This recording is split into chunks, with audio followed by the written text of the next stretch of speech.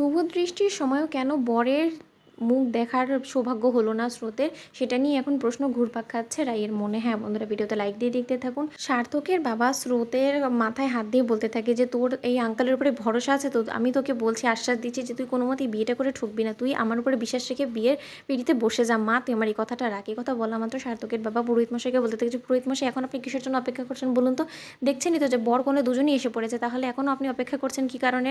আপনি বিয়েটা শুরু করে দিন, মন্ত্র পড়া শুরু করুন। এই কথা বলা মাত্র যখন পুরোহিত মশাই সকলকে বলতে থাকে যে দেখুন, এখন শুভ দৃষ্টি হবে, আপনারা বরঞ্চ কনেকে বিয়ে মণ্ডপে নিয়ে আসুন। ওদিকে সৌভিকের মুখোমুখি করা মাত্রই স্রোত যখন পান পাতা সরায় শুভ দৃষ্টির জন্য, ঠিক সেই সময় সকলে মিলে বরকে বলতে থাকে যে এবার তো অন্তত নিজের মুখ দর্শন করাও, আমরা তো অধীর আগ্রহ অপেক্ষা করছি স্রোতের বরকে দেখার জন্য, আর তো তর্স হয়েছে না, এখনও কি বর আমাদের কাছ থেকে নিজের চেহারাটা লুকিয়ে রাখবে? বারে এখানে তো দেখতে পাচ্ছি যে কনের জায়গায় এখন বরই বেশি লজ্জা পাচ্ছে। এই কথা বলা আমাদের সার্থকের বাবা বলতে থাকে যে হ্যাঁ, আমাদের বরটা বড্ড বেশি লাজুক জানো তো, তাই এখন ও কোনো মতে ওর চেহারাটা দেখাতে ইচ্ছুক প্রকাশ করছে না। এই কথা বলা মাত্র রাই বলতে থাকে যে এবার কেমন কথা, তাহলে শুভ দৃষ্টি কী করে হবে আঙ্কেল বলুন তো? তখন সার্থকের বাবা বলতে থাকে যে কেন, রেজিস্ট্রি ম্যারেজ যখন হয় তখন কি এরকমভাবে শুভ দৃষ্টি হয়? এরকম কোনো কিছুই তো হয় না, তখন কি বিয়েটা হয় না? তাহলে সেরকমভাবে হবে। পুরোহিত মশাই, আপনি বরঞ্চ এটাকে স্কিপ করে এখন নেক্সট কী করতে হবে সেটা করুন। এই কথা বলা মাত্র পুরোহিত মশাই বলতে থাকে কিন্তু নিয়ম নীতি মালাও তো কোনো কিছু আছে তাই না, আপনি সব কিছু নিয়ম ভঙ্গ করলে কী করে চলবে বলুন তো? এই কথা বলা মাত্র সার্থকের বাবা বলতে থাকে যে সেসব নিয়ে আপনাকে ভাবতে হবে না,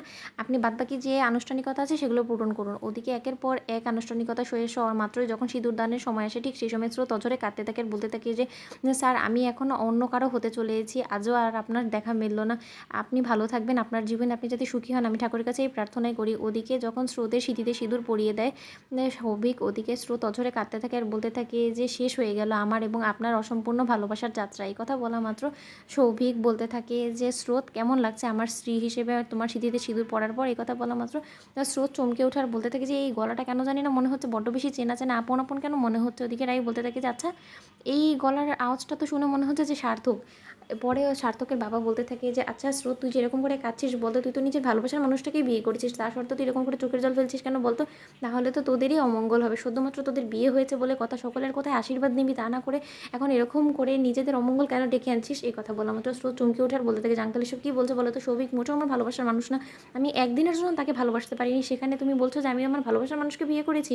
এই কথা বলা মাত্র সার্থকের বাবা বলতে থাকে যে আমি ভুল কি বলেছি বলতো? তুই দেখবি, তোর জন্য আমি বলেছিলাম না বিশাল বড় একটা বিয়ের জন্য আমি সারপ্রাইজ নিয়ে এসেছি, একটা গিফট বলতে পারিস, আজকে তোকে সেই সারপ্রাইজটা আমি দিলাম, মনে করবি তুই তোর জীবনে সব থেকে সেরা পাওনাটাই তুই আমার কাছ থেকে পেলি। এই কথা বলা মাত্র যখন সেই বরের আসল রহস্যটা জানতে পারে স্রোত, সেই সময় স্রোত এক দৃষ্টিতে বরের দিকে তাকিয়ে থাকে আর বলতে থাকে যে তার মানে সৌভিকের জায়গায় সার্থক স্যার আগে থেকে আপনি ছিলেন। তো বন্ধুরা, ভিডিওটা ভালো লাগলে লাইক এবং শেয়ার করে সাবস্ক্রাইব করতে বলো না।